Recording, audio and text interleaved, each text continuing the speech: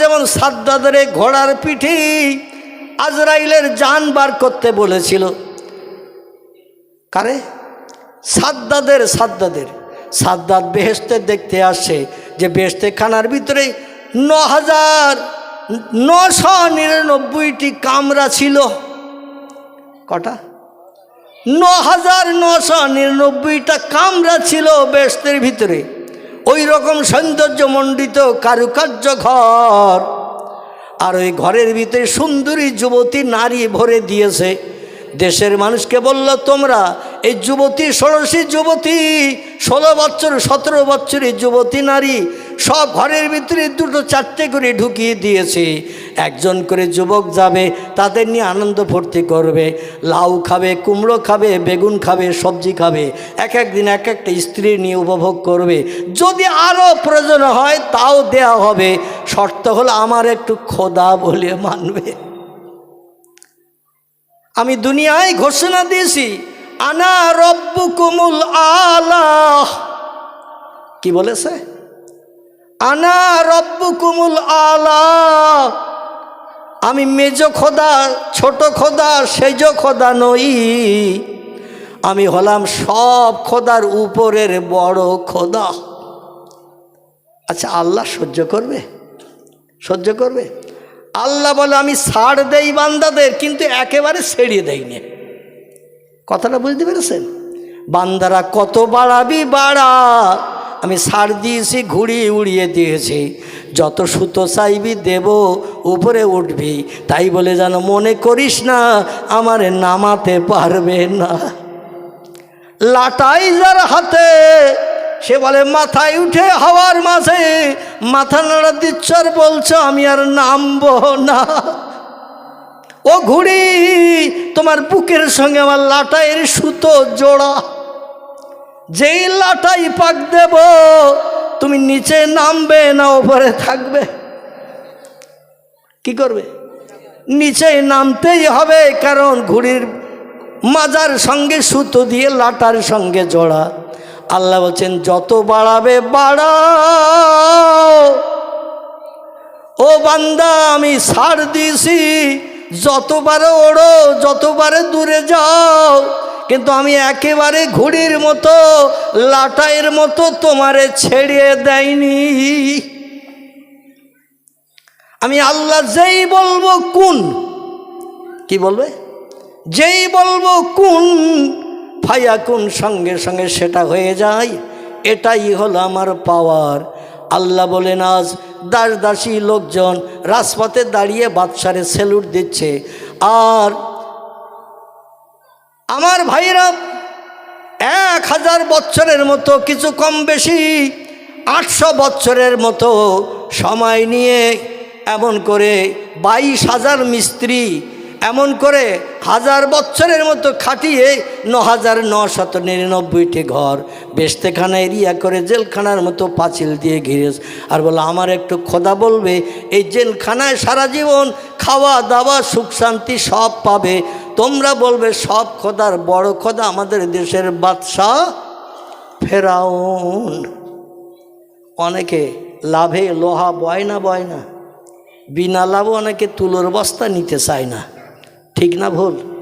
বিনা লাভে অনেকে তুলোর বস্তাও মাথায় নিতে চায় না, কিন্তু অনেকে লাভে লোহা বইতেও চায়। দেশের লোক বলল, কাজকর্ম করতে হবে না, খাটতে হবে না, মজুরি খাটতে হবে না, ভালো মন্দ খাবার পাবো, সুন্দরী যুবতী নারী দিনে আনন্দ ফুর্তি করতে পারবো। একটা কথা বলতে হবে, সব খোদার বড় খোদা ফেরাউন। এ যুগের মানুষ ও দলে আছে না নাই? আমাদের জীবন ইতিহাস আলগা করে দেখুন, আমরা সব ওই দলের। এই যে স্টেজে চেয়ারে বসে আছি, আমিও ওই দলের। আচ্ছা, আমি যদি ওই দলের হই, তাহলে আপনাদের আর সন্দেহ আছে ওই দলের হইতে? সন্দেহ আছে? আহারে, আল্লাহর উপরে ঈমান বিশ্বাস, আল্লাহর শক্তি ক্ষমতা আমরা মাঝে মাঝে একটু বিশ্বাস করি, পরবর্তীতে চিরজনমের মতো ভুলে চলে যাই। এই জন্য আমাদের ঈমান নিয়ে সংসার আছে। নবী বলছেন, ইসবেহুর রাজুল মুমিনান ওয়ায়ুমসি কাফেরান। আমার উম্মতেরা সকালবেলা আল্লাহর উপরে বিশ্বাস স্থাপন করে ঈমান আনবে, ওয়ায়ুমসি কাফেরান সন্ধ্যাবেলা জবান দিয়ে এমন একটা কথা বলবে ও আর ঈমানদার মোমেন থাকবে না, কাফের হয়ে যাবে।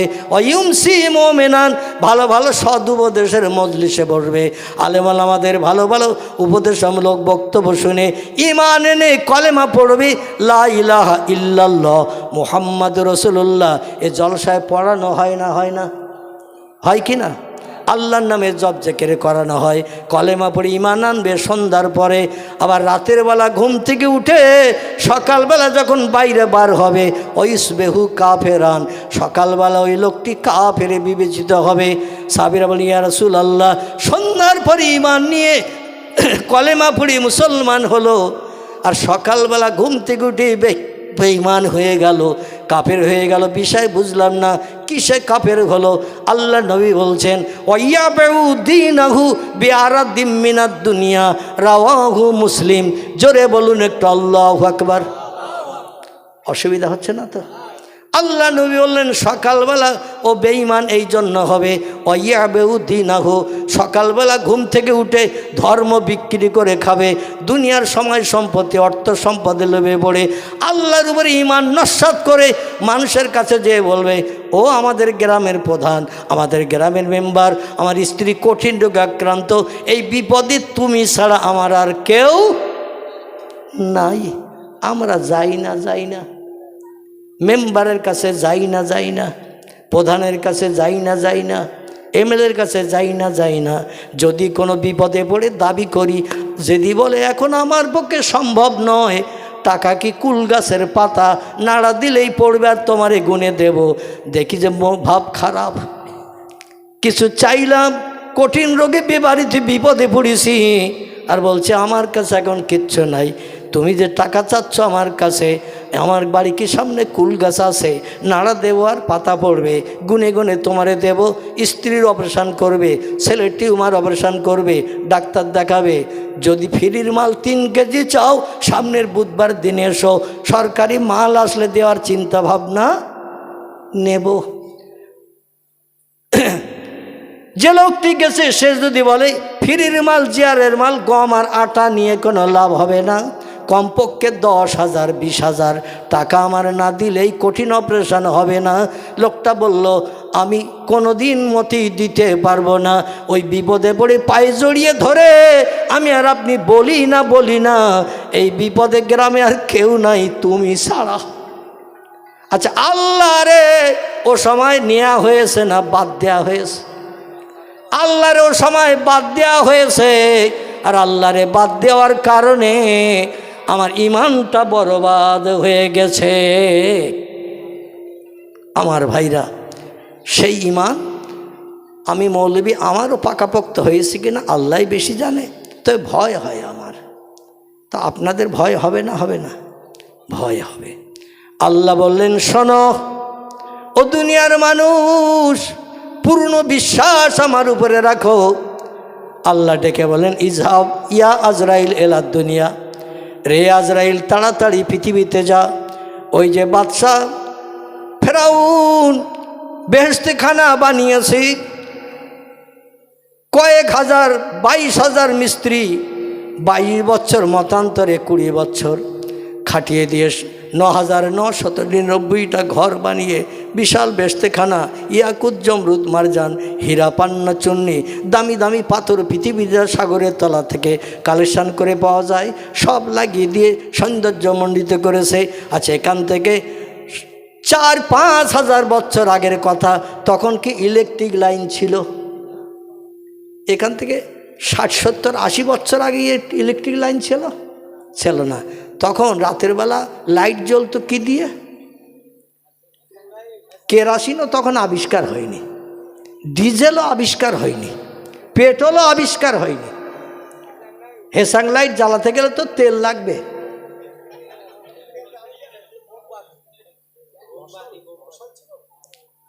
আমার ভাইরা, আর বেহেশতের ভিতরে মোমবাতি জ্বালালে কি সৌন্দর্য শ্রীবৃদ্ধি হবে? মোমবাতি তো কিছু সময় পরে নিভে যাবে। রাত তো লম্বা 12 ঘন্টা, একটা মোমবাতি জ্বলবে ক ঘন্টা? 1 ঘন্টা, 2 ঘন্টা, 3 ঘন্টা, তারপরে তো অফ। জান্নাতীরা জান্নাতের ভিতরে চিল্লাচিল্লি করবে না? করবে না? আলো পাবে না? দামি দামি পাথর ওই বেহেশতের বিল্ডিংয়ের দেওয়ালে সব সেট করা হয়েছিল, যে পাথরের কাজ ছিল অন্ধকারে নেমে আসলেই আলোর মতো জল জল করে জ্বলতো। আমার ভাইরা, যদি বলেন হোয়াট ইজ দ্য ডকুমেন্ট, খুব বেশি দূর আপনাকে যেতে হবে না। এই ভারতবর্ষের দিল্লির আগ্রায় যদি যান, এখনও যে দেখতে পাবেন বাদশাহ শাহজাহান যে তাজমহল বানিয়েছিলেন, এই তাজমহলের দেওয়ালের গায়ে দামি দামি পাথর সেট করে দিয়েছিলেন। খোদার কসম, রাতের বেলা একটাও লাইট জ্বালানোর দরকার হতো না, মোমবাতি জ্বালাতে হতো না, তেল দিয়ে কোনো লাইট জ্বালানোর দরকার হতো না, টর্চ লাইটও তখন আবিষ্কার হয়নি। পাথরের কারণে সারা রাত লাইট জ্বলতো। সূর্য যখন কিরণ দিত, লাইট আস্তে আস্তে নিস্তেজ হয়ে যেত। এই রকম দামি পাথর বেহেশতের ভিতরে লাগিয়ে দেয়া হয়েছে। আর দিয়ে এবার উদ্বোধন করতে যাচ্ছেন বাদশাহ ফেরাউন। উদ্বোধন করে দেখে আসবে কাজকর্ম ঠিকঠাক হয়েছে কি না, তারপরে জান্নাতীদের জান্নাতে ঢুকিয়ে দেবে, যারা তারে খোদা বলে মানবে। আল্লাহ বলে, ইজহাব ইয়া ইজরিল এলা ফেরাউন, চলে যাও ফেরাউনের সামনে, ও খবরদার যেন দরওয়ার টপকিয়ে ভিতরে না ঢোকে। লোকজন স্যালুট দিচ্ছে, খোশামদিদ স্বাগতম জানাচ্ছে। আজকের আপনার শুভ দিন, আনন্দের দিন। কোটি কোটি টাকা খরচ করে 22 বছর ধরে 22,000 মিস্ত্রি খাটিয়ে আপনি এই বেহেশতে খানা বানিয়েছেন দেশের জনগণকে সুখভোগ করানোর জন্য। দেখে আসবেন, আজকের আপনাকে স্বাগতম, ওয়েলকাম, খোশামদিদ জানালাম। আনন্দে চলে যাচ্ছেন বাদশাহ ফেরাউন। আর যেই দরজার সামনে গেছে, দেখে একটা লোক দরজা আটকিয়ে দাঁড়িয়ে রয়েছে। আমার ভাইরা, ফেরাউন ছিল বাদশাহ, লোকটির নাম ছিল সাদ্দাত, নাকি সাদ্দাত। এই বাদশাহ বানিয়ে জান্নাতের ভিতরে যখন ঢুকতে যাচ্ছেন, ওই সময় সামনে দাঁড়িয়ে থাকলো একজন। ফেরাউন যেমন খোদাদ্রোহী, সাদ্দাতও তেমন খোদাদ্রোহী, নমরুদও তেমন খোদাদ্রোহী, কারুনও তেমন খোদাদ্রোহী, বাদশাহ বক্তে নাসারও তেমন খোদাদ্রোহী। এরা ছিল সব দুনিয়ায় খোদা দাবিকারী। চিল্লাই বলুন একটু নাউজুবিল্লাহ। দেখে দরজার সামনে একটা লোক দরজা অ্যাটাক করে দাঁড়িয়ে রয়েছে। বলে, আজকের আনন্দের দিন, আমার তৈরি করা জান্নাত উদ্বোধন করব, আর রাস্তা অ্যাটাক করে কে দাঁড়িয়ে আছিস? আমি কে যাচ্ছে জানিস না? সে বলছে, নাম ইয়া ইউহাল মালিক, আমি আপনার শুধু নাম জানি না, আপনার পরিচয়পত্র সব জানি, কতদিন বাদশাহিত্য করছেন তাও জানি। বলে, তাহলে তুই আমার দেশের প্রজা? তো প্রজা যদি হবি, তো আমি তো কোনোদিন তোরে রাজদরবারে দেখি নাই। প্রজা তো সুখ দুঃখের ভাগিদার, আমার বনতে হয়, বিবাদে সাহায্য করতে হয়। কোনোদিন তো তোর দেখিনি যে আমার দরবারে কিছু চাইতে আসতে। বলছে, আমার কোনো জিনিসের প্রয়োজন হয় না, তাই আসি নাই। বলে, আজকের আল্লাহ পাঠিয়েছে তাই এইছি। জোরে বলুন সুবহান। ওর তখন মুখ মলিন হয়ে গেছে। আমি যার বিরুদ্ধে আল্লাহ দাবি করেছি, সেই আল্লাহ পাঠিয়েছে। বলে, না মা। বলে, কী জন্য এসেছিস? আমার সঙ্গে বেহেশতের ভিতরে যাবি, দেখবি? বলে, আপনার ঘোড়ার পিঠে আপনি থাকবেন, আমিও ঘোড়ার পিঠে উঠবো না। বলে, তাহলে হেঁটে হেঁটে যাবি? বলে, তাও যাব না। বলে, তবে বলে এখানেই দাঁড়িয়ে কাজ করব। বলে, কি কাজ করবি? বলে, আপনার দেহ থেকে প্রাণটা বার করে সচল দেহ অচল বানিয়ে দেব। জোরে বলুন সুবহান। সাদ্দাত তখন কাকতি মিনতি করে বলছে, অন্তত আমার একটাবার পাক দিয়ে ঘুরিয়ে আসতে দে, একটাবার একটু পাক দিয়ে ঘুরিয়ে আসতে দে, তারপরে যা পারিস করিস, আমার শখের জান্নাতটা অন্তত এক পলকে দেখে নেই। আজরাইল বলল, ফালা ইয়াস্তাখিরুনা সাআতাও ওয়ালা ইয়াস্তাকদিমুন। আমার কাজ হলো, যখন যে মুহূর্তে যে সেকেন্ডে আল্লাহ প্রাণনাশ করার দায়িত্ব দেয়, 1 সেকেন্ড আগেও করি না, 1 সেকেন্ড পরও করি না। যেই সময় আসবে সঙ্গে সঙ্গে দেহ থেকে খামসা মেরে প্রাণটা বার করে নেব আমি। বলল, তবে রে, আমার দেশ, আমার বাদশা, আমার মালিকানা চলছে, আর একটু ভিতরে ঢুকে এক পলকে দেখে আসবো, তাও সময় দিবি না? ঘোড়ার পাশায় বাড়ি লেগেছে, ওরে ধাক্কা মেরে ফেলে ভিতরে ঢোক। আচ্ছা, ঘোড়ার বাবার ক্ষমতা আছে? দাঁড়িয়ে আছে কে? যমদূত। আনা মালিকুল মউত আনা মুখমেদুস সৌত। জোরে বলুন একটু সুবহানাল্লাহ। আমি হলাম মৃত্যুর যমদূত, হরিষে বিষাদনয়নকারী, বিবি বাচ্চাকে বিধবা এতিম করি আমি। যেই তারে ধাক্কা মেরে ফেলে দিতে গেল, সঙ্গে সঙ্গে বুকে হাত চাপিয়ে দিল, আর ঘোড়ার পিঠেই বসে থাকা অবস্থায় দেহ থেকে প্রাণটা বেরিয়ে গেল। লোকজন দাঁড়িয়ে দেখছে, বাদশার দরজার মুখে যেয়ে থমকে দাঁড়িয়ে গেছে। ঘোড়াকেও বলল, ঘোড়া দাঁড়িয়ে থাক, তোরও দেহ থেকে প্রাণ বার করে নিচ্ছি, যেখানে আছিস ওইখানে থাক। আচ্ছা, যদি দেহ থেকে প্রাণ বার করে নেয়, যে অবস্থায় বার করে নেবে ওই অবস্থায় থাকবে না? থাকবে না। দেখবেন অনেকের পা গটিয়ে থাকে, পা লম্বা হয় না, মরণ হয়ে গেলে ওই অবস্থায় থাকে না? থাকে না? অনেক টানাটানি করলেও পা সোজা হয় না, ঠিক কি না? মানুষ আধ ঘন্টা গেল, 45 মিনিট গেল, 1 ঘন্টা গেল, বলে দরজার মুখে দাঁড়িয়ে দেখতেছে শুধু খোদা। এত কি সৌন্দর্য দেখতেছে, ভিতরে গেলে তো পাগল হয়ে যাবে। দরজার মুখে দাঁড়িয়ে দেখে উনি আর ভেতরে যাচ্ছেন না, ব্যাপার কি? এ বলে তুই যা, ও বলে তুই যা, কিন্তু বিড়ালের গলায় ঘন্টা বাঁধে কে? বাদশাহ যাচ্ছে উদ্বোধন করতে, আর আমরা যাব বাদশার কাছে। না জানি আবার বাদশাহ রেগে আমাদের প্রাণনাশ করে কি না, জল্লাদ দিয়ে তার ঠিক ঠিকানা কি। দীর্ঘ সময় মানুষ দাঁড়িয়ে থেকে যখন ধৈর্য আর ধরল না, বলে মরি মরবো বাঁচি বাঁচবো, একবার কাছের কাছে চল। কাছের কাছে ডাক দিল, ইয়া আইয়ুহাল মালিক, ইয়া রব, নাউজুবিল্লাহ, হে আমাদের প্রভু, হে আমাদের খোদা, হে দেশের বাদশাহ, দরজার মুখে দাঁড়িয়ে এত সময় কি দেখছেন? ভিতরে যান, দেখি আসেন, কারুকার্য আরও কত সুন্দর সৌন্দর্যমণ্ডিত আছে। বাদশার কথা বলে না, গায়ে হাত দিয়ে নাড়া দিচ্ছে, তাও নড়ে না। ঘোড়ার লেজ ধরে মড়া দেয়, ঘোড়াও নড়ে না। পরীক্ষা নিরীক্ষা করে দেখা গেল ডেথ। কি হয়েছে? মরণ হয়ে গেছে। ঘোড়ারও মরণ, সাদ্দাদের মরণ। আল্লাহ ডেকে বলেন, আমি ছাড় দেই, কিন্তু একেবারে ছেড়ে দেই না। আরে সেই আল্লাহ পাক রব্বুল আলামিন বলছেন, আমি মরারে জেন্দা করি, জেন্দারে মারি। আচ্ছা, এটা সত্য না মিথ্যা বলেছে আল্লাহ? আল্লাহ এটা সত্য বলেছেন। আর যদি বলেন হুজুর তার ডকুমেন্ট কি, তাহলে আসুন একটুখানি এখান থেকে আপনাদের নিয়ে যাব সৌদি আরবের পাশাপাশি একটি দেশ, যে দেশে 6 বছর আলী রাদিয়াল্লাহু আনহু রাজিত্ব পরিচালনা করেছিলেন। দেশটার নাম ছিল ইরাক। কি নাম বললাম? ইরাক। ইরাকের দেশে একটা নদী আছে, যে নদী নিয়ে তাম বিশ্ব এখন চিন্তা ভাবনায় মত্ত ঘুম কামাই করে ফেলেছে। এই নদীটার আরবি নাম হলো ফোরাত। কি নাম? ইংরেজি নাম হলো ইউফ্রাইটিস। কি নাম বললাম? ইউফ্রাইটিস। আর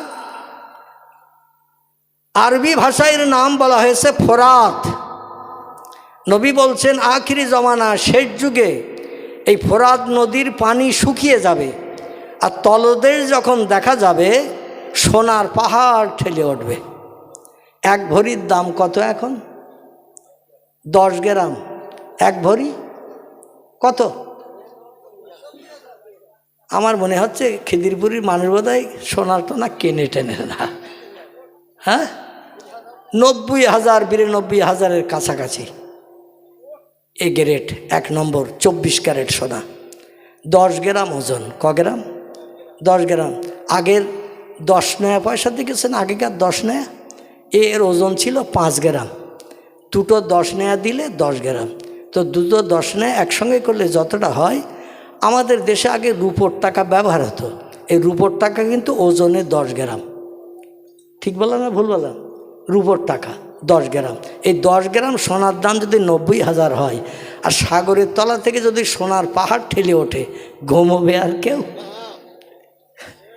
কেউ যদি ঘুমিয়ে পড়ে স্বপ্ন দেখে উত্তর মাঠের কুলগাছের গোড়ায় 3 কলসি সোনার টাকা রয়েছে, ঘুম ভেঙে গেছে রাত 1:30টার সময়। কটায়? রাত 1:30টার সময় ঘুম ভেঙে গেছে। উত্তর মাঠে আমার জমির মাথায় যে কুল গাছ আছে, কুল গাছের গোড়ায় মাটির তলায় 1 হাত মাটির তলায় 3 কলসি সোনা রয়েছে, সোনার টাকা। আচ্ছা, সারা রাত ওর ঘুম হবে? বলবে দিনের বেলা গেলে আবার কেউ যদি দেখে তারও তো আবার ভাগ দিতে হবে, কারণ পড়িও মাল, যে দেখবে সেও ভাগ চাবে। বৌরি ডেকে বলতেছে একা একা যাব, তুই সুখ চল। বলে কোথায় যেতে হবে? বলে উত্তর মাঠে আমাদের সেই জমির কোনায় সে কুল গাছ আছে না, মাঝে মাঝে কুল পেড়ে আনি, তোরাও খাস একটু একটু টক মিষ্টি। সেই কুল গাছের গোড়ায় কেরা আগের যুগের লোক 3 কলসি সোনা 1 হাত মাটির তলায় পুঁতে রেখেছে, ঘুমিয়ে পড়ে দেখেছি। স্ত্রী বলছে তো তুমি শুধু শুধু যাচ্ছ কেন? সাপল আর কোদাল নাও, সাপল নাও, কোদাল নাও। কোদাল দিয়ে কোপ মারলে আবার হয়তো কলসি ভেঙে যাবে।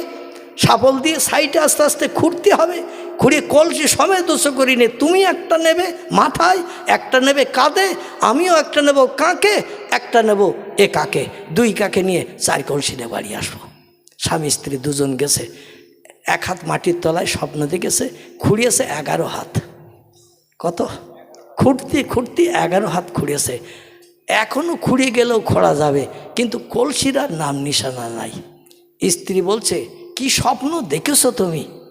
আর আমার এই নিয়ে তুমি খাটালে, তুমি নিলে কোদাল, আমি নিলাম শাবল, তারপর মাঝে মাঝে তুমি খুঁড়তেছো, মাটি তুলতেছি আমি, খুঁড়তে খুঁড়তে 11 হাত খোঁড়া হয়ে গেল, এখনও পাওয়া গেল না। যদি অন্তত সোনার টাকা না হয়, অন্তত কড়িও যদি পাওয়া যেত, কড়ি, তাও অন্তত বুঝতাম যে তোমার স্বপ্নটা ঠিক, সোনার টাকা না কড়ি রয়েছে কলসির ভিতরে, তাও পাওয়া গেল না। এখন সোনার পাহাড় যদি ঠেলে ওঠে ফোরাত নদীতে, মানুষ পাগল হবে না? হবে না? পাগল হয়ে যাবে। আল্লাহর নবী সাল্লাল্লাহু আলাইহি সাল্লাম বলছেন, ওই সোনা নেওয়ার জন্য মানুষ পাগল হয়ে যাবে। মানুষ মানুষের হাত থেকে সোনা আত্মসাতের জন্য মারামারি করতে শুরু করবে। 1000 মানুষের ভিতরে মারামারি করে 9999 জন মারা যাবে, একজন বেঁচে থাকবে। এইভাবে বিভিন্ন দেশের মানুষেরা সোনা কালেকশন করতে এসে শুধু মৃত্যু আর মৃত্যুর রোল চলতে শুরু করবে।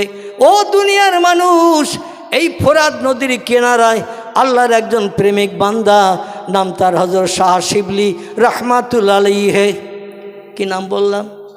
শাহ শিবলি রাহমাতুল্লাহ আলাইহি বিশ্ব নবীর জীবনী গ্রন্থ লিখেছেন তিনি, নাম তার সিরাতুন নবী।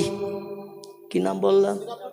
আল্লাহর নবীর জীবনী গ্রন্থ, নবীজির জন্ম থেকে নেই মৃত্যু, বিশ্ব নবীর জীবন ইতিহাস লিপিবদ্ধ করে বিশ্ববাসীর কাছে সুপরিচিত হয়েছেন এই লোকটি। এনার নাম হযরত শাহ শিবলি রাহমাতুল্লাহ আলাইহি। ইনি ছিলেন কোরআনের একজন পূর্ণ হাফেজ। কি ছিল? কোরআনের হাফেজ। আমার ভাই ইরাকের দেশের জমিনে আল্লাহর একজন মহান আল্লাহওয়ালা, আল্লাহ প্রেমী খোদাভক্ত মানুষ ছিলেন। তার নাম ছিল শাহ সরি শক্তি রাহমাতুল্লাহ আলাইহি। এনার কাছ থেকে কোরআনের দার্স নিয়ে, কোরআনের তালিম নিয়ে, কোরআন শরীফ শিক্ষা করে এবার তিনি বাড়ি ফিরে আসছেন মাথায় পাগড়ি দিয়ে। ছাত্ররা যখন কোরআন হেফজ হয়ে যায়, দেখবেন বাৎসরিক জলসা হয় মাদ্রাসায়, যে কটা ছেলে কোরআনের পূর্ণ দার্স নিয়ে হেফজ হয়েছে, দাওরা দিয়ে কমপ্লিট করেছে, ওই ছেলেটার মাথায় পাগড়ি পরিয়ে দিয়ে বাড়ি পাঠানো হয় না? হয় না? কোনো সার্টিফিকেট দেয়া হয় না, কোনো রেজাল্ট দেয়া হয় না হাফেজদের জন্য। ঠিক বললাম না ভুল বললাম? স্কুলে পড়াশুনো করলে বছরের পর বছর, বছরের শেষে পরীক্ষা হয়, পরীক্ষার খাতা থেকে রেজাল্টের সার্টিফিকেট দেওয়া হয়।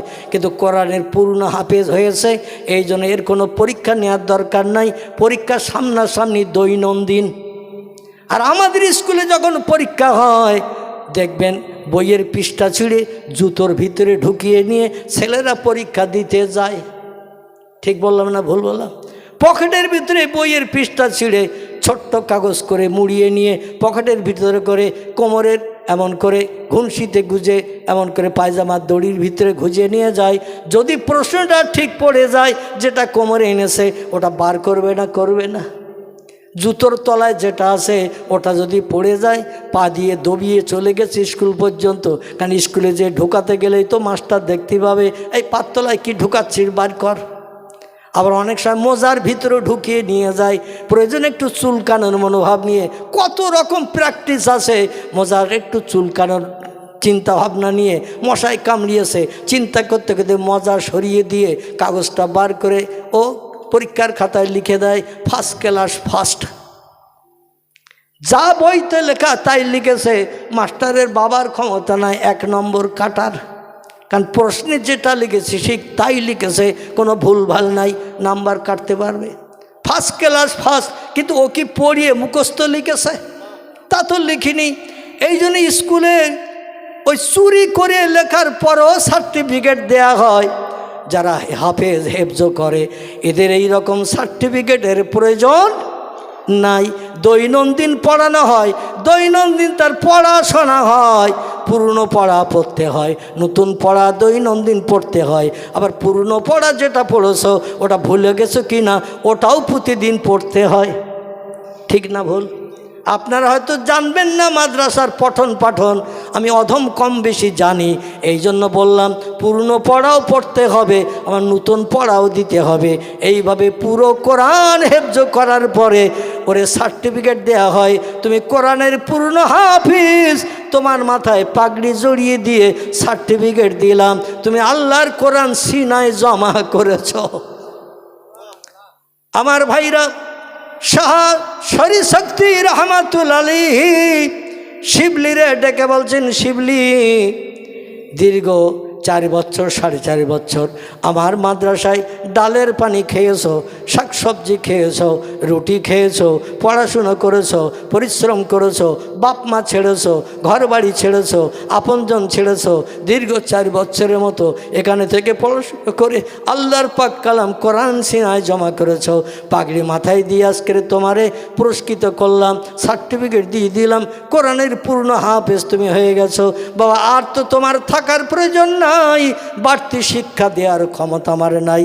এবার যদি বাড়তি শিখতে চাও অন্য মাদ্রাসায় তুমি ভর্তি হও, কোরআন হাদিসের জ্ঞান অর্জন করো, হেফজটা আমি কমপ্লিট করে দিলাম।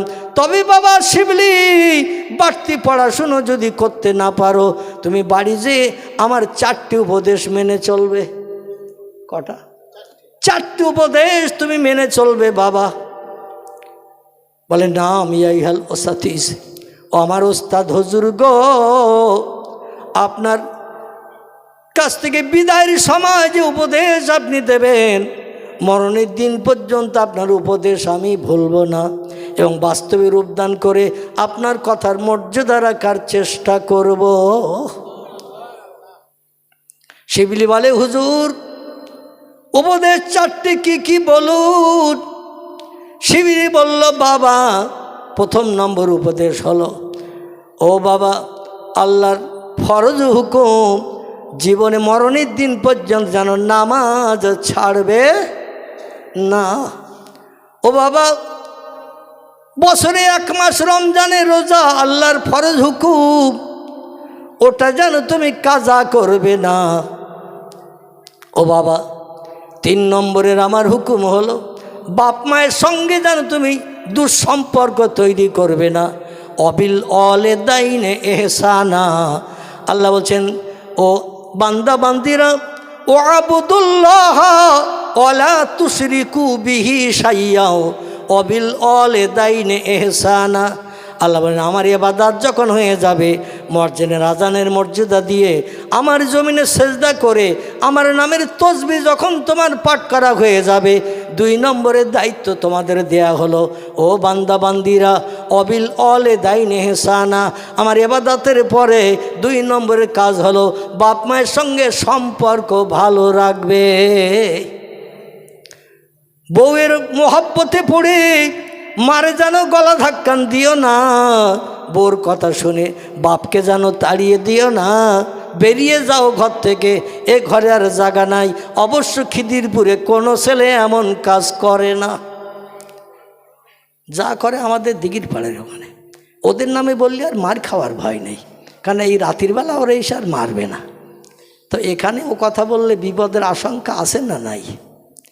কত ছেলে বাপেরে খেতে দেয় না, মারে খেতে দেয় না, স্ত্রীকে খুশি করার জন্য মাঝে মাঝে বাপ মারে ঘরে রেখে নতুন জায়গায় যাবা নতুন করে বসবাস শুরু করে। বাপ মা বেঁচে আছে কি মারা গেল একটাবার খোঁজ পর্যন্ত নেয় না। চিল্লায়ে বলুন একটু নাউজুবিল্লাহ। আল্লাহ নবী বলেন হুমা জান্নাতুকা ও হুমা নারুকা, ও দুনিয়ার ছেলেরা মেয়েরা, তোমার বাপ মা হলো তোমার জন্য জান্নাত এবং তোমার বাপ মা হলো তোমার জন্য জাহান্নাম। ইল্লা উফেন, আল্লাহ কোরআনে বলছেন তোমার আচার ব্যবহারে কথাবার্তায় তোমার বাপ তোমার মা একটাবার যদি আহ এই রকম শব্দ যদি উচ্চারণ করে আর তুমি ছেলে বাপের পায়ে হাত দিয়ে ক্ষমা যদি চেয়ে না নাও, তার হৃদয়ে কষ্ট লেগেছে, বুকের ভিতরে কষ্ট লেগেছে, আহা শব্দ উচ্চারণ করেছে, হাই নিঃশ্বাস কেটেছে, তোমার সামনে হাই নিঃশ্বাস কেটেছে, তুমি দেখতে পেয়েছো, মায়ের পায়ে হাত দিলে না, বাবার পায়ে হাত দিলে না, ক্ষমা চাইলে না, তুমি যত নামাজ পড়ো, যত রোজা রাখো, যতবার হজ করো, যত দান সাদকা করো, তোমার ঠিকানা হবে জাহান্নাম।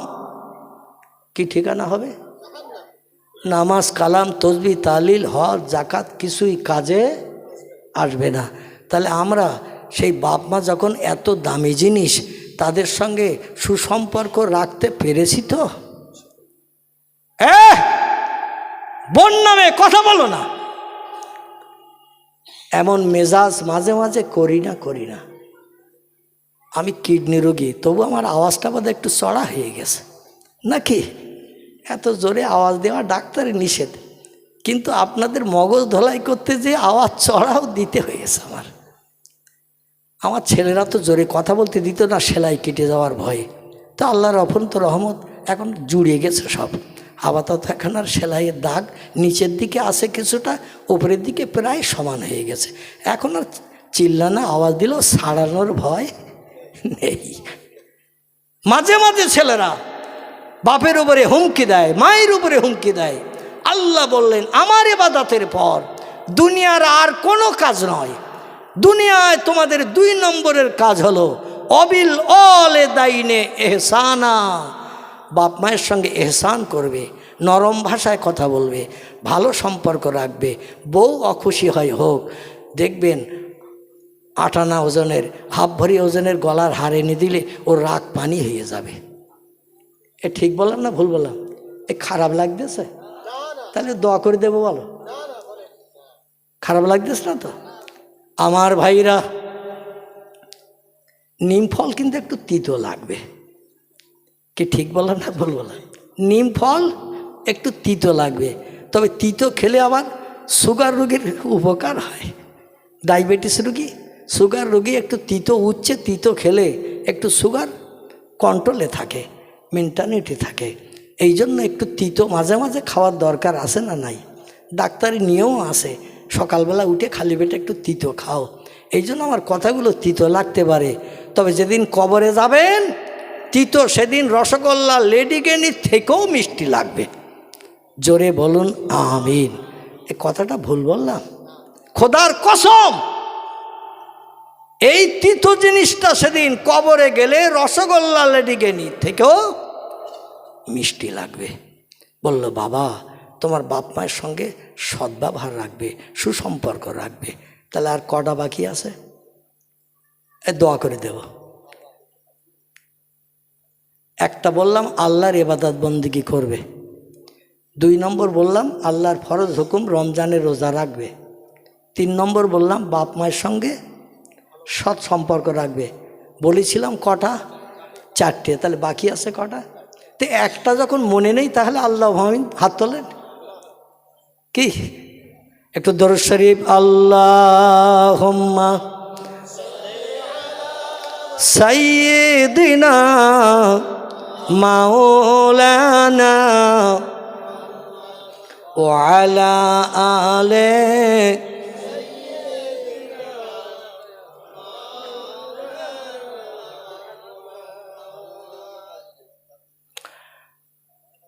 অভয়ে বাণী দিল তারা,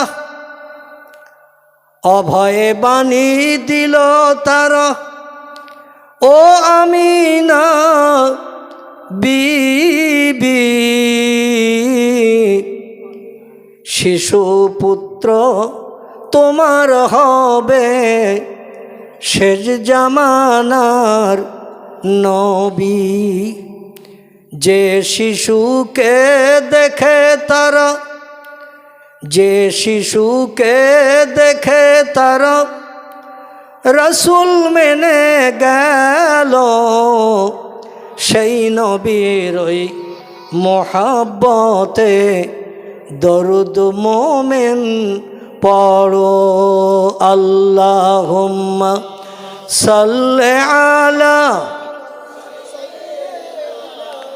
মাওলানা মুহাম্মদ ওয়া আলা আলি সাইয়্যিদিনা মাওলানা মুহাম্মদ। তাহলে কটা হলো? তিনটে। বাকি আছে কটা? একটা। বলল বাবা সাহা শিবলি এ বাচ্চা মানুষ, ওনার বয়স তখন 12 থেকে 13। কত বললাম? 12 থেকে 13 বছর বয়স। 4 থেকে 4.5 বছর হুজুরের মাদ্রাসায় কোরআনি তালিম নিয়ে কোরআনের হাফেজ হয়ে পাগড়ি মাথায় দিয়ে বাড়ি আসছেন। ওস্তাদ হুজুর বলল 4টে আমল জীবনে যেন ছাড়বে না বাবা, বাস্তব জীবন রূপদান করবে, তাহলে আল্লাহর জান্নাত তোমার কাছ থেকে কেউ কেড়ে নিতে পারবে না। এখন 4 নম্বরের আমলটা বলছেন হুজুর। 4 নম্বরটা কি? মাহিয়াল আরবা ইয়াইহাল ওসাতিস। আমার ওস্তাদ হুজুরকে 4 নম্বরের আমলটা কি? ওস্তাদ বললেন বাবা তুমি যে কোরআন সিনায় জমা করেছো, এ কোরআন কিন্তু কর্পূরের মতো, পেট্রোলের মতো। কিসের মতো? কোরআন কর্পূরের মতো, পেট্রোলের মতো। পেট্রোলের ব্যারেলে সিপি খুলে রাখলে পেট্রোল থাকবে? কর্পূরের পাত্রের মুখ যদি খোলা থাকে কর্পূরের গন্ধ থাকবে? ও উড়ে চলে যায়। এই জন্য দৈনন্দিন তোমার কমপক্ষে 100 পারা করে কোরআন দৈনন্দিন 24 ঘন্টার ভিতরে তেলাওয়াত করা লাগবে।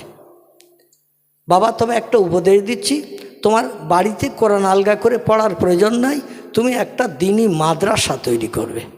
কি করবে? তোমার বাড়ির কাছাকাছি সরকারি, যদি বাড়িতে জায়গা না থাকে, সরকারি জায়গা নদীর ধারের দিকে। আমি শুনেছি তোমার বাড়ি দাজলা নদীর পাশাপাশি যে নদীটির নাম হলো দাজলা নদী, যেটাকে ফোরাত নদী বলা হয়, ইংরেজিতে ইউফ্রাইটিস নদী বলা হয়, যেখানে ইমাম হোসেন রাদিয়াল্লাহু আনহু কারবালার প্রান্তরে শাহাদাতের মর্যাদা চেখেছিলেন। এই জায়গাটির নাম হলো ফোরাত। জোরে বলুন সুবহান। ওইখানে একটা মাদ্রাসা বানাবে বাবা। মাদ্রাসা বানালে ছেলে মেয়েদের কোরআনি তালিম দিলে তোমার দৈনন্দিন আলাদা করে কোরআন আলগা করে পড়ার দরকার হবে না। ছেলে মেয়েদের দৈনন্দিন কোরআনি তালিম দিলে কোরআন মরণের দিন পর্যন্ত তোমার সিনায় জমা থাকবে। আর কোরআন যদি সিনায় জমা থাকে, কিয়ামত পর্যন্ত তোমার লাশ মাটিতে খাবে না। আহা, কত বড় দামি কথা! কোরআনের হাফেজ যারা হবে এবং হেফজটা সিনায় জমা রাখবে, কোরআনের আইন মোতাবেক যারা জীবন আদর্শ গঠন করে চলবে, সেই খোদার কসম এ শুধু মরার অপেক্ষা। মরার পরে আপনজন যখন কবরে দেবে, কিয়ামত পর্যন্ত তার লাশের ধারে পাশে মাটিও পর্যন্ত লাগবে না, কোনো পোকামাকড়ও খাবে না। খোদাদ্রোহী ফেরাউন, এমন করে নমরুদ, এরা যারা মারা গেছে, আমরা কম বেশি জানি মিশরের পিরামিডে এখনও পর্যন্ত নমরুদের লাশ অক্ষত রয়েছে, যে মরণের পর নীল দরিয়ার পানির তলায় 400 বছর ছিল। কদিন? 400 বছর ছিল ফেরাউন নীল দরিয়ায় হাবুডুবু খেয়ে মরণের পর 400 বছর ছিল। আল্লাহ দরিয়া শুকিয়ে দিলেন 400 বছর পর। আল্লাহ পারে না? আচ্ছা, আমি আপনি যদি সাগর শুকাতে যাই, মেশিন যদি 2-5 হাজার লাগাই, শ্যালো মেশিন বা ডিপ টয়েল মেশিন, মোটা নল দিয়ে পানি বের হয়, তো এই পাইপ যদি লাগিয়ে মেশিন দিয়ে যদি পানি শেষি, সাগর শুকোবে? অন্য সাগরের সঙ্গে আর এক সাগরের যোগ আছে কি না? শুধু পানি টানবেন আর হু হু করে ওদিক থেকে পানি আসবে না? হয় বাদ দিতে হবে, বাদ দিয়ে পানি সেচতে হবে। তো সাগরের মাঝখানে বাদ দেওয়ার সুযোগ আছে কারো? বাদ দেওয়ার সুযোগ থাকলেই তো দ্বীপকেও বানাতে পারত, অল্প জায়গায় তো দ্বীপ বানাতে পারত। বাদ দিতে গেলে তো মাথা বাদ দিতে হবে। যদি 5000 কিলোমিটার সাগরের আড়পাড়ি হয়, 4000 কিলোমিটার বাদ দিয়েছেন, 1000 কিলোমিটার বাদ রাখেছেন, এবার যদি পানি ছাসেন, পানি কমবে তো? তাও পানি কমবে না। আমার ভাইরা, এই জন্য সাগরের পানিতে বাদ দিয়ে কোনো দিন বন্ধ করা যাবে না। আল্লাহ যদি কোন বলেন, সাগর শুকিয়ে যাবে না? সাগর শুকিয়ে গেছে। আল্লাহ বলল, বেঈমানদের অবস্থা কেমন তোমাদের দেখাবো, যাতে আমার সঙ্গে সম্পর্কচ্যুত না হও, আমার সঙ্গে শিরকি না করো, আমার সঙ্গে কুফরি না করো। যে বেঈমান মারা গেল নীল দরিয়ার পানিতে, আমি তার লাশ তোমাদের দেখাবো। এবার সাগর যখন শুকিয়ে গেছে, পাশের কাছের অন্য সাগরে পানি আছে, অন্য সাগরের পানির গভীরতা বেশি, আর নীল দরিয়ার এমন করে পানির গভীরতার সাগরের তলদেশের গভীরতা কম। এই জন্য সরকার চিন্তা নিল, পাশের সাগরে পানি আছে, এ সাগর শুকিয়ে গেছে, মানে চর পড়ে গেছে, চরের মাটি কেটে নিচু করলে আবার পানি ঢুকবে না? ঢুকবে না, পানি ঢুকবে। মাঝে মাঝে কোনো খালটাল মজে গেলে সরকারের তরফ থেকে ক্রেন মেশিন দিয়ে আবার কাটা হয় না? ওই রকম সরকার বলল, পাশের সাগরের পানি এই সাগরে আনতে হবে। অন্যথা দুই পাশে যত হাজার হাজার হেক্টর জমি আছে, এ জমির চাষবাস সব বন্ধ হয়ে যাবে। চাষবাস বন্ধ হয়ে গেলে দেশের লোকের অভাব দেখা দেবে, অর্থ টানাটানি হবে। এই জন্য নদীর তলার পলি কাঠ। আমার ভাইরা, নীল দরিয়ার তলার পলি কাটতে শুরু করলো, সাগর মজে গেছে। তাই পলি কাটতে কাটতে দেখা গেল সাগরের পলির তলায় ফেরাউনের লাশ অক্ষত। কদিন পর 400 বছর সাগরের পানির তলায় পলির ভিতরে ছিল, আল্লাহ পাক অক্ষত করে রেখেছেন। ওরা বলে, আমাদের দেশের পূর্বের খোদা যখন পাওয়া গেল এই সাগরের পানির তলায়, এর নিয়ে একটু ভালো জায়গায় মজবুত করে রাখ, ভবিষ্যৎ জেনারেশন দেখবে। আর জেনারেশন ভবিষ্যৎ দেখে আল্লাহর সঙ্গে সম্পর্ক গাঢ়তর তৈরি করবে। জোরে বলুন একটু সুবহানাল্লাহ। কি খোদার কুদরতি মহিমা! একটা পিঁপড়ে, একটা সারপোকা, একটা উকুন ওই লাশের উপরে এখনো পর্যন্ত ছেড়ে দিলে 4000 বছরের মতো হয়েছে। কত বললাম? 4000 বছরের মতো হয়ে গেছে। 4000 বছর আগের ঘটনা।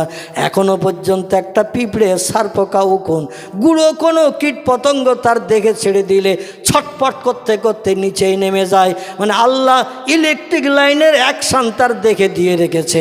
কোনো জীবজন্তু, কীট পতঙ্গ, পোকামাকড় তার দেহে গরম সহ্য করতে পারে না। আমার ভাইরা, মাটির উপরে আছে, মমি করে রাখা আছে, আল্লাহ সেখানেও অ্যাকশান দিতে পারে না। পারে না।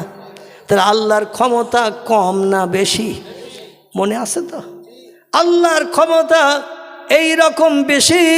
এই দাজলা নদীর কিনারায় হজরতে শিবলি রাহমাতুল্লাহ আলাইহি বিশ্বনবীর জীবনী গ্রন্থের লেখক, সিরাতুন নবীর জীবনী গ্রন্থের লেখক, একটা মাদ্রাসা তৈরি করেছেন হুজুরের কথার মর্যাদা দিতে।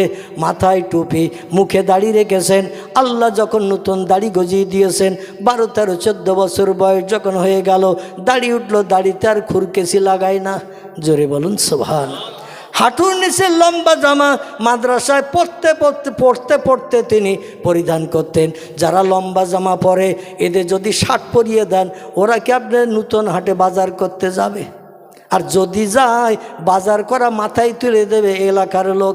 বলে, সলিমউদ্দিন চাচার কাজ দেখ, সারা জীবন পাঞ্জাবি গায়ে দিয়ে, লম্বা গায়ে জামা গায়ে দিয়ে হাটে মাঠে বাজারে গেছে, আর আজকে শার্ট গায়ে দিয়ে এসেছে। এ বলবে না? বলবে না? এই জন্য বাল্যকাল থেকে যে পোশাক পরিচ্ছদ আপনার ব্যবহারে দেহের সঙ্গে অ্যাডজাস্ট হয়ে যায়, পরবর্তীতে অন্য পোশাক পরতে তার লজ্জাবোধ হবে না? হবে না? যুবক ভাইরা মনে মনে চিন্তা করছেন, এখন মাথায় টুপি দেব, এখন মুখে দাড়ি রাখবো, হাঁটুর নিচে লম্বা জামা, এখন গায়ে দিয়ে মান সম্মান ইজ্জত নষ্ট করব, বুড়ো চাচার মতো হই তারপরে করব। আচ্ছা, আল্লাহ যে বুড়ো চাচার মতো তোমার এই বয়স করে মারবে, এ সার্টিফিকেটটা কোন বিজ্ঞানের কাছ থেকে পেয়েছো আমারে বলো? কত বাচ্চারে কবর দিয়েছো না দেও নাই? কত সদ্যজাতা বাচ্চা মায়ের উদর থেকে ভূমিষ্ঠ হয়ে মরেছে না মরে নাই? কোন 10-12 বছরের নবদম্পত যুবক হতে যাচ্ছে এমন ছেলেরাও মরেছে না মরে নাই? কঠিন কঠিন রোগ আল্লাহ দিয়ে দুনিয়া থেকে বিদায় করে দিয়ে দেয় না? দেয় না? তাহলে তুমি যে বুড়ো বয়স পর্যন্ত বাঁচবে, তারপরে নামাজ ধরবে, তারপরে মসজিদে যাবে, তারপরে মাথায় টুপি দেবে, তারপরে মুখে দাড়ি রাখবে, তারপরে হাঁটুর নিচে লম্বা জামা গায়ে দেবে, তোমার জীবনের শখ কবরে যাওয়ার আগে মিটবে তো? আর যদি না মেটে, নবী বলছেন মান আহাব্বা সুন্নতি ফাকাদ আহাব্বানি ওমান আহাব্বানি কানা মাই ফিল জান্নাহ। চিল্লায়ে বলুন একটু আল্লাহু আকবার। নবী বলছেন ও আমার উম্মত মণ্ডলীরা, আমি তোমাদের পয়গম্বর, আমি তোমাদের নবী, আমি একটি তথ্য তোমাদের জানিয়ে দিলাম, জাহান্নামের আগুনে পুড়ে মরো, ওটা আমি চাই না, চাই না, চাই না। সারা রাতের ঘুমকে হারাম করে, বিবি বাচ্চার মায়া পরিত্যাগ করে, যায় নামাজে দাঁড়িয়ে দাঁড়িয়ে আল্লাহর দরবারে শুধু কেঁদেছি, ঘন্টার পর ঘন্টা দাঁড়িয়ে দাঁড়িয়ে তাহাজ্জুদের নামাজ পড়েছি, আর উম্মতের জন্য আল্লাহর কাছে দোকানে হাত তুলে আমি দোয়া কামনা করে কেঁদেছি।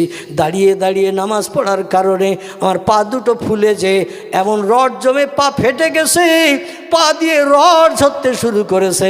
সাহাবীরা বলে ইয়া রাসূলুল্লাহ, আল্লাহ কোরআনে তো জানিয়েছেন অমা আতাকুমুর রাসূলু ফাখুযুহু ওমা নাহাকুম আনহু ফান্তাহু। আমার নবী যে জীবন আদর্শ তোমাদের কাছে দিয়ে গেছে, ওই জীবন আদর্শ তোমরা গ্রহণ করো। অমা নাহাকুম আনহু ফান্তাহু। আমার নবী যে রাস্তায় চলেনি, যে পথে তিনি চলেননি, যে খাদ্য খাননি, যে কথা বলেননি, তা থেকে তোমরা বিরত থাকো। সেগুলো যেন বাস্তব জীবনে রূপদান করিও না, বিশ্ব নবীর জীবন বিধান মেনে চলো। এখন আপনাদের কাছে কথা হলো, পয়গম্বর মোহাম্মদ রাসূলুল্লাহ সাল্লাল্লাহু আলাইহি সাল্লামকে সাহাবীরা বলছে ইয়া রাসূলুল্লাহ, রাত জেগে জেগে নামাজ পড়ছেন, দাঁড়িয়ে থাকার কারণে দেহের রসগুলো পায়ে নেমে এসেছে, পা ফুলে মোটা হয়ে যে এত রস পায়ে জমে গেছে, পা ফেটে গেছে, পা ফেটে যে রস ঝরতে শুরু করেছে, দগদগে ঘা হয়ে যাচ্ছে। ইয়া রাসূলুল্লাহ, আল্লাহ কোরআনে বলছেন আপনার জীবন আদর্শ আমাদের বাস্তব জীবনের রূপদানের জন্য আমরাও কি দাঁড়িয়ে দাঁড়িয়ে নামাজ পড়ব, বিবি বাচ্চার মায়া ছেড়ে, শান্তির শয্যা বিছানা ভুলে, আপনার মতো রাতের ঘুমকে হারাম করে, যায় নামাজে দাঁড়িয়ে দাঁড়িয়ে তাহাজ্জুদের নামাজ আদায় করে আমরাও কি পা ফুলাবো? রসুল বলেন লা লা ইয়া আইয়ুহাল আসহাব, ও আমার সাহাবীরা, আমি যেটা করি তোমরা সেটা করো না, আমি যেটা বলি তোমরা সেটা শোনো। জোরে বলা যাবে না একটু সুবহানাল্লাহ? নারায়ে তাকবীর। আমার ভাইরা, আমাদের দেশের কিছু মানুষ বলে, আলেম ওলামা মৌলবীরা বলে আমরা যেটা করি তোমরা সেটা করো না, আমরা যেটা বলি তোমরা ওটা শোনো। এই কথাটা বলে না? বলে না? কিছু মানুষ বলে, তারা বলে হুজুররা বলে আমরা যেটা করি তোমরা সেটা করো না, আমরা যেটা বলি তোমরা সেটা শোনো। আসলে এই কথাটা আলেম ওলামার নয়, এ কথাটা পয়গম্বর মুহাম্মদ, এই চুপ করে বসো, কথা বলো না, মুহাম্মাদুর রাসূলুল্লাহ সাল্লাল্লাহু আলাইহি সাল্লাম বলছেন, ও কথাটা আলেম ওলামাদের নয়, ওটা আমি পয়গম্বর মুহাম্মদ রাসূলুল্লাহ আমার কথা। জোরে বলুন একটু সুবহানাল্লাহ। রসুল বলছেন আমি এত কষ্ট করি, আমার দিকে তোমরাও সেই কষ্ট করবে। আমি কষ্ট করি উম্মতের জন্য, আর তোমরা কষ্ট করবে তোমাদের নিজেদের জন্য। তোমরা কষ্ট করবে তোমাদের নিজেদের জন্য, যাতে জাহান্নাম হারাম বানিয়ে জান্নাতে যেতে পারো। আর আমি এত বেশি কষ্ট করি, এত বেশি কাঁদি আমার গুনাহগার উম্মতের জন্য। উম্মতের পাপের পাল্লা যখন ভারী হয়ে যাবে, আমার কষ্টের প্রতিদান ওদের সওয়াবের পাল্লায় চাপিয়ে দিয়ে জান্নাত হালাল বানাবো। তাই জোরে বলুন একটু সুবহানাল্লাহ। সকালে একটু দাঁড়িয়ে যান। ইয়া নবী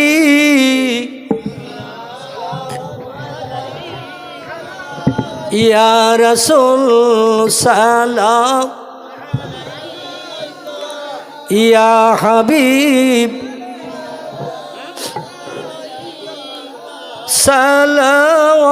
সালাওয়াতুল্লাহ, আনতা শামসুন আনতা বাদরুন আনতা নূরুন ফাওকা নূরি আনতা ইকসিরু গালি আনতা মিসবাহু সুদুরি।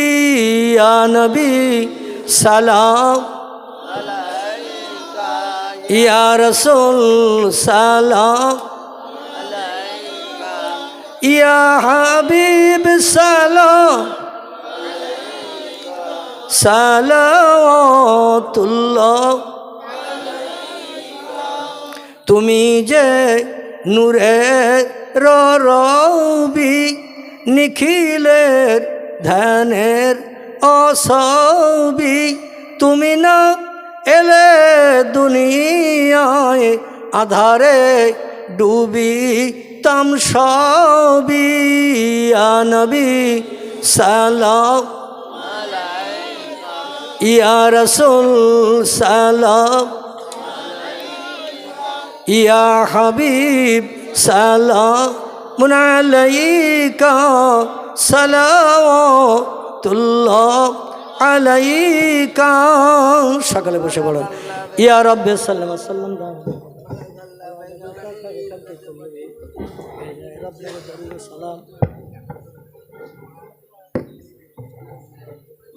আচ্ছা, মোহাব্বতে বলুন বালাগাল উলা বিকামালিহি হাসনাতু জামিউ খিসালিহি সাল্লু আলাইহি ওয়া আলিহি। আলহামদুলিল্লাহ, আমার কলিজাটা আজকের ভিজে গেছে, মানে আপনাদের এই বসে থাকা দেখে। আমার মনে হয় এই রাত 12টার সময় খিদিরপুর গ্রামের এই রকম জনসমাবেশ, এই রকম মজলিস, এত সুন্দর পরিবেশ আমার মনে হয় কোনো দিন হয়নি। কি ঠিক বললাম না ভুল বললাম? যে এত মানুষের আনাগোনা রাত 12টার সময় বসে থাকা, একেবারে নীরব নিস্তব্ধতা অবলম্বন করে। বাড়ির ভাতও ঠান্ডা হয়ে যাচ্ছে, সে চিন্তা ভাবনা মগজে আসেনি। আর আল্লাহ অধমকে দু কথা বলিয়েছেন আজকের। দেখতে দেখতে 2 ঘন্টার মতো হয়ে গেছে নাকি? হয়ে গেছে। আমার ভাইরা ঘটনা এখনও শেষ করতে পারিনি। আগামী দিন যেখানে প্রোগ্রাম আছে আমার স্টেজে ওঠার সময় নক করে দেবেন, বাকি ঘটনাটা আমি আপনাদের কাছে পরিবেশন করব ইনশাল্লাহ। এতে আপনাদেরও যেতে হবে না? হবে না? যেখানে আমি যাব এই ঘটনাটা শেষ শুনতে যেতে হবে কি না? যদি না যান তাহলে শুনতে পারবেন না, আর যদি যান তাহলে এই ঘটনার শেষ অঙ্কটা শোনার সুযোগ হবে। সকলে বলুন আমিন। আল্লাহ পাক আগামী জলসা পর্যন্ত এই খিদিরপুরের আমাদের সকলকে যেন আজরাইলের সঙ্গে সাক্ষাৎ না করায়। কারণ আজরাইলের সঙ্গে দেখা হলে আর শোনা যাবে? আর শোনা যাবে না, বাঁশতলায় যেতে হবে। আসুন আমরা আল্লাহর দরবারে এই পাড়া প্রতিবাসী যাদের উপলক্ষ করে আজকের এই বেহেশতের বাগান, সুন্দর গোলাপ ফুলের বাগান, এই বাগান থেকে তাদের আত্মার কল্যাণের জন্য আমরা মাগফিরাত কামনা করব। সন্ধ্যার প্রাক্কাল থেকে পাক কালাম কোরআনে মজিদের তেলাওয়াত থেকে শুরু করে এ সময় পর্যন্ত আমি অধম কোরআনে পাক থেকে কিছু কিছু আয়াত শরীফ, বিশ্বনবীর জওয়ানি হাদিস শরীফ মাঝে মাঝে কিছু আপনাদের কাছে পরিবেশন করেছি। কারণ আমি বুঝি যেখানে কোরআনের আয়াত পড়া হবে না, যে মজলিসে নবীজির জওয়ানি হাদিস শরীফ তেলাওয়াত হবে না, পড়া হবে না, ও মজলিসটা হলো শুকনো মজলিস। কি মজলিস? শুকনো মজলিস। ও শুকনো মজলিসে আল্লাহর রহমত আসে না। এই জন্য যেখানে যতটুকু কোরআনের আয়াতের দরকার ছিল, যেখানে যতটুকু হাদিস শরীফের প্রয়োজন ছিল, আমি সেখানে রেখেছি যাতে আল্লাহর রহমত পাওয়া যায়। এখন আপনাদের কাজ হলো চাদরের ভিতর থেকে বা সোয়েটার কম্বলের ভিতর থেকে হাত দুটো একটু বাইরে বার করতে হবে। রাজি আছেন তো নাকি? কারণ শীতকাল পড়ে গেছে তো, এজন্য সব হাত এখন ভেতরে ঢুকে আছে। একটু হাত দুটো বার করেন, আমার সঙ্গে একটু উপরে তোলেন। আল্লাহুম্মা আমিন। আল্লাহুম্মা মিনকাস সালাম ওয়া মিনকাস সালাম ওয়া ইলাইকা ইয়ারজিউস সালাম। রব্বানা ফাগফির লানা যুনুবানা ওয়া কাফির আন্না সাইয়্যাতিনা ওয়া তাওফানা মাল আবরার। রব্বানা ইন্নাকা জামিউন নাস লিয়াউমিন লা রাইবা ফিহি ইন্নাল্লাহা লা ইখলিফুল মিআদ। আয় আল্লাহ, পবিত্র জমাদিউস সানি মাসের শুভলগ্নে রাত্র দ্বীপ্রহার অতিবাহিত হয়ে যায়। ভিক্ষুক সেজে দুখানা করে হাত তুলেছি। বিশেষ করে জুমার দিনগত রাত তোমার কুদরতি মহিমান্বিত দিন অতিবাহিত করে রাতের বেলা দুখানা করে হাত আমরা তুলেছি। আয় আল্লাহ, কুদরতি নজরে বান্দা বান্দীদের দিকে ফিরে তাকান। রহমতের দুয়ার খুলে দিন, রহমতের দরজা খুলে দিন। ভিক্ষুকদের খালি হাত দুখানাকে খালি ফিরিয়ে দেবেন না। আল্লাহ দুনিয়ার ভিক্ষুকেরা যত বাড়ির দরজায় যে মা মা করে ডাকে, তাদের থলি তত ভর্তি হতে থাকে। মায়ের থেকে তোমার তো মায়া বান্দাদের উপরে বেশি, বাপের থেকে মায়া তো তোমার বান্দা বান্দিদের উপরে বেশি। আয় আল্লাহ, সেই মায়ার দিকে দৃষ্টি নিক্ষেপ করে তোমার রহমান রহিম নামের ইজ্জত আমরা তুলে ধরে তোমার কাছে ভিক্ষার থলি তুলেছি। আয় আল্লাহ, রহমতের দরজা খুলে দিন, আমাদের হাত দুখানাকে কবুল করে নিন। সন্ধ্যার প্রাককাল থেকে নিয়ে সময় পর্যন্ত আপনার পাক কালাম কোরআনে মজিদ বিভিন্ন জবানিতে বক্তৃতার মাধ্যম দিয়ে যা কিছু তেলাওয়াত হয়েছে, আয় আল্লাহ, বিশেষ করে আমার সাহেব আলী ভাই, তিনি বললেন এক খতম কোরআন শরীফ বাড়ির মেয়েরা তেলাওয়াত করেছে। আয় আল্লাহ, কলেমা শরীফ যে রাজগার তার বাড়ির তরফ থেকে তোহফা দেওয়া হয়েছে। আয় রব্বুল আলামিন, এছাড়া এই পাড়ার মেয়েরা ছেলেরা যা কিছু কোরআন তেলাওয়াত যে রাজগার তসবিহ তাহলিল এই জলসবলক্ষে করেছে, আল্লাহ সব তোহফাগুলো আপনি মঞ্জুর করুন। আয় রব্বুল আলামিন, দয়া পরবশে যদি সাদকা দান করেন, তোহফা দান করেন, আমাদের মনোবাঞ্ছা পূর্ণ করেন। সর্বাগ্রে সোনার মদিনায় নবীজির আরওয়াহ পাককে পৌঁছে দিন। তামাম খোলাফায়ে রাশিদিন, সাহাবায়ে কেরাম, আজাজে মোতাহেরিন, রসুলের সকল আলাউলাদের কবরে সাদকা পৌঁছে দিন। বাবা আদম, মা হাওয়া থেকে নিসা রুহুল্লাহ পর্যন্ত যত নবী আম্বিয়া তাদের বিবিরা দুনিয়ার মোহমায়া ছেড়ে অন্ধকার কবরে হাজার হাজার বছর ধরে ধরাশায়ী হয়ে আসে, আল্লাহ সকল নবী আম্বিয়া তাদের বিবিদের কবরে সাদকা পৌঁছে দিন। পিরানে পীরদস্তগীর মহিউদ্দিন আব্দুল কাদের জিলানী হুজুর থেকে নিয়ে বর্তমানে 2024 সাল পর্যন্ত যত অলিয়া উলিয়া, গস, কুতুব, নকিব, আবদাল, শহীদ, সোহাদা, হাজি, গাজী, সুফি, দরবেশ, ইমানদার মোমেন মুসলমান নরনারী অন্ধকার কবরে যারা কবরস্থ হয়ে আছে, সকলের কবরে তোহফা পৌঁছে দিন। যাদের সঙ্গে তোমার সম্পর্ক বড় ভালো, যে বান্দারা কিছু চাইলে তুমি বঞ্চিত করো না, ফেরত দাও না, আয় আল্লাহ সেই বান্দাদের রুহানি দোয়া আমাদের জন্য নসিব করুন। তাদের রুহানি